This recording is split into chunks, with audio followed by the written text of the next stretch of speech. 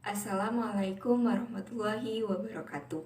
Perkenalkan, nama saya Cindy Rahmazila dengan NIM A1C221099 dari kelas R002 angkatan 2021.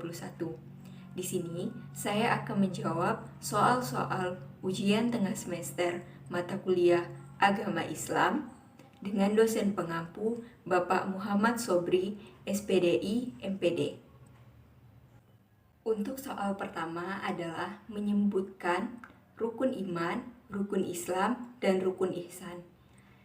Rukun iman terbagi menjadi 6. Yang pertama, iman kepada Allah. Yang kedua, iman kepada malaikat. Yang ketiga, iman kepada kitab-kitab.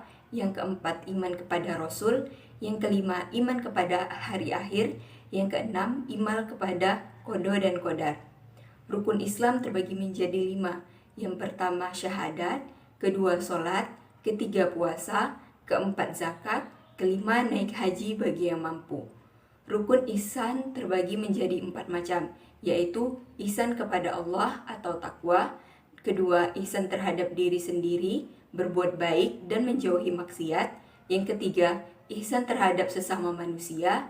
Dan yang keempat, ihsan terhadap makhluk lain, alam lingkungan, dengan cara memelihara dan melestarikan lingkungan. Soal yang kedua adalah menyebutkan sifat wajib dan sifat mustahil yang dimiliki oleh Allah Subhanahu wa Ta'ala dan Nabi. Yang pertama adalah sifat wajib bagi Allah. Wujud artinya ada, kidam artinya terdahulu, baqo artinya kekal, mulkhalafatul lil hawadis artinya berbeda dengan makhluk, qiyamuhu binafsihi artinya berdiri sendiri, wahdaniyah artinya esa, kudrat artinya kuasa, iradat artinya berkehendak, ilmu artinya mengetahui, hayat artinya hidup, sama artinya mendengar, basar artinya melihat, kalam artinya berfirman, qadiran artinya maha kuasa, muridan artinya maha berkehendak, aliman artinya maha mengetahui, hayanah artinya maha hidup, sami'an artinya maha mendengar, basiran artinya maha melihat, mutakaliman artinya maha berfirman. Yang kedua adalah sifat mustahil bagi Allah. Yang pertama, Adam artinya tidak ada, hudus artinya baru, fana artinya rusak, mumatsalahatu lil hawadis artinya sama dengan makhluk, ihtiya artinya butuh yang lain, ta'addud artinya terbilang, ajnun artinya lemah, karohah artinya terpaksa, jahlun artinya bodoh, mautun artinya mati, sumun artinya tuli, umyun artinya buta, bu'mun artinya bisu, ajzan artinya sangat lemah, mukarohah artinya sangat terpaksa, jahilan artinya sangat bodoh, mayitan artinya benar-benar mati, ashamman artinya sangat tuli, akma artinya betul-betul buta, dan abekaman artinya betul-betul bisu. Yang kedua adalah sifat wajib dan sifat mustahil yang ada pada Nabi. Yang pertama, sidik artinya benar, amanah artinya dapat dipercaya, tablik artinya menyampaikan, dan fatonah artinya cerdas atau pintar. Sifat mustahil bagi Nabi dan Rasul, kizib artinya dusta, kitman artinya menyembunyikan, khianat artinya penipu, baladah artinya bodoh.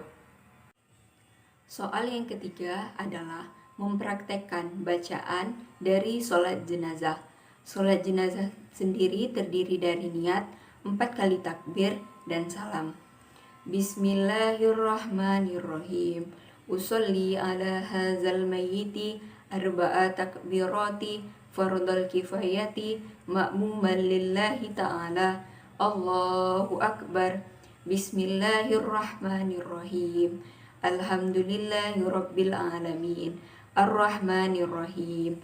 Maliki yaumiddin. Iyyaka na'budu wa iyyaka nasta'in. Ihdinas siratal mustaqim. Siratal ladzina an'amta 'alaihim ghairil maghdubi 'alaihim waladdallin. Amin. Allahu akbar. Allahumma shalli ala sayyidina Muhammad wa ala ali sayyidina Muhammad kama shallaita ala sayyidina Ibrahim وعلى آل سيدنا إبراهيم وبارك على سيدنا محمد وعلى آل سيدنا محمد كما باركت على سيدنا إبراهيم وعلى آل سيدنا إبراهيم في العالمين إنك حميد مجيد. الله أكبر. اللهم اغفر له وارحمه وآفني واعف عنه. الله أكبر.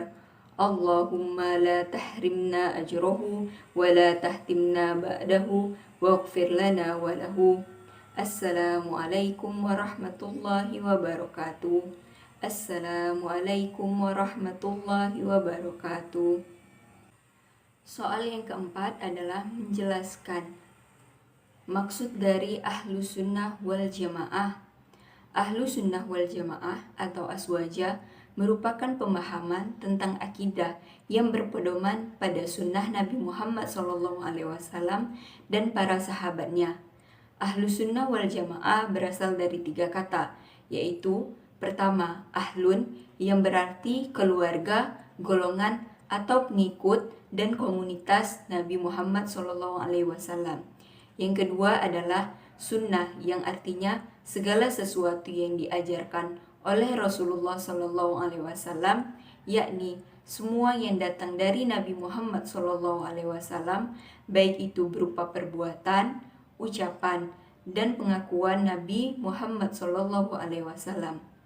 Dan yang ketiga adalah al-jamaah yang artinya apa yang telah disepakati oleh para sahabat Rasulullah SAW pada masa Khulafaur Rasyidin, yakni Khalifah Abu Bakar radhiyallahu anhu, Umar bin Khattab radhiyallahu anhu, Utsman bin Affan radhiyallahu anhu, dan Ali bin Abi Thalib radhiyallahu anhu.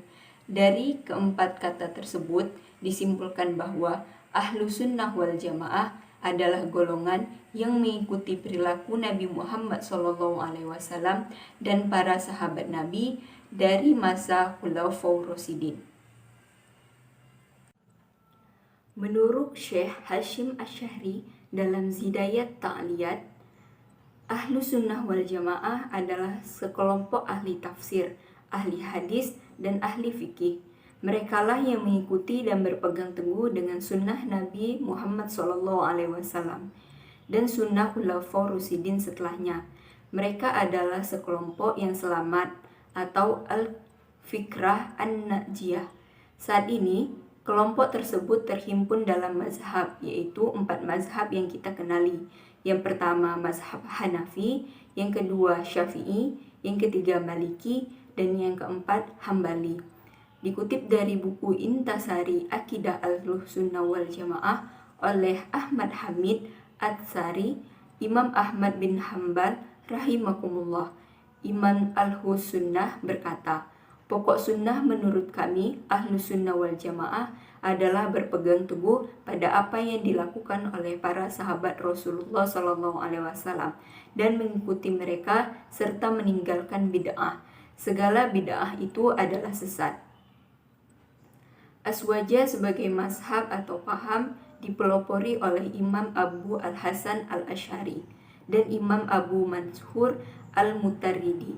Imam Al-Ghazali mengatakan jika disebutkan Ahlus Sunnah wal Jamaah, maka yang dimaksud adalah pengikut Al-Asy'ari dan Al-Maturidi. Aliran Ahlus Sunnah wal Jamaah pada bidang akidah atau ubudiyah berkembang menjadi berbagai bidang seperti syariah atau fikih dan tasawuf.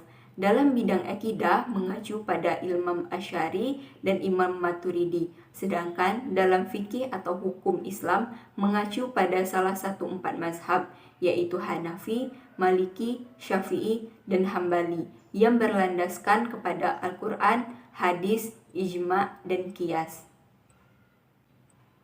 Soal yang terakhir adalah menjelaskan apa hubungan Islam dan ilmu pengetahuan. Pada hakikatnya, ilmu pengetahuan bertujuan untuk mencari kebenaran ilmiah yang sesuai dengan kaidah-kaidah ilmiah. Dengan ilmu pengetahuan, maka setiap manusia akan bisa mendapatkan sebuah kebenaran melalui proses-proses tertentu, baik dengan melakukan penelitian ilmiah maupun dengan berbagai cara lainnya.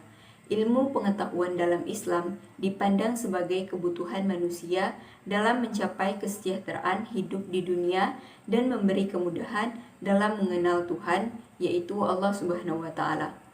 Oleh karena itu, Islam memandang bahwa ilmu pengetahuan merupakan bagian dari pelaksanaan kewajiban manusia sebagai makhluk Allah Subhanahu wa Ta'ala yang berakal. Islam adalah agama universal yang berlaku sepanjang zaman. Islam bukan hanya terbuka terhadap pembaharuan yang dilakukan ilmu pengetahuan, tetapi juga mendorong tercapainya kemajuan tersebut. Dengan demikian, melalui penelitian ilmiah, manusia dapat menyusun teori-teori yang merupakan deskripsi dari fenomena alam. Agama Islam mementingkan pengembangan dan penguasaan ilmu pengetahuan untuk menjadi sarana ibadah. Selain itu, ilmu pengetahuan juga sebagai pengabdian Muslim kepada Allah secara spiritual dan mengembangkan amanat khalifatullah atau wakil Allah di muka bumi untuk berkhidmat kepada kemanusiaan dan menyebarkan rahmat bagi seluruh alam, rahmatul lil alamin. Bagi umat Islam yang beriman kepada Allah, belajar mengembangkan ilmu pengetahuan dan teknologi merupakan atribut dari keimanannya. Secara jelas juga telah ditunjukkan bahwa orang-orang yang berilmu akan memperoleh pahala yang tidak ternilai di hari akhir. Belajar dan mengembangkan ilmu pengetahuan merupakan bentuk keimanan seseorang yang menjadi daya penggerak untuk menggali ilmu, memandang betapa pentingnya mempelajari ilmu-ilmu lain selain ilmu syariat, yakni ilmu pengetahuan sesuai dengan syariat Al-Quran dan hadis. Melihat sejarah peradaban agama Islam zaman dahulu, kita akan menemukan para ilmuwan Muslim yang mengembangkan ilmu pengetahuan. Tokoh-tokoh ini semisalnya adalah Muhammad bin Musa al-Khawarizmi yang berperan sebagai matematikawan, Abu ar-Rayhan Muhammad bin Ahmad al-Biruni berperan sebagai fisikawan, Jabir bin Hayyan al-Kufi as-Sufi berperan sebagai kimiawan, Ad-Dinarawi yang berperan sebagai biologis, dan Muhammad al-Fazari yang berperan sebagai astronom. Mereka semua merupakan beberapa di antara ilmuwan Islam yang sangat jenius pada saat itu. Mereka membaca Al-Quran, menciptakan karya, teori, dan penemuan baru yang luar biasa. Jadi Islam adalah agama yang mengembangkan ilmu pengetahuan dan mendorong pengembangannya. Sekian pembahasan mengenai soal ujian tengah semester agama yang dapat saya sampaikan. Lebih dan kurang saya mohon maaf.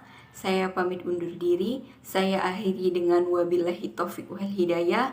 Wassalamualaikum warahmatullahi wabarakatuh.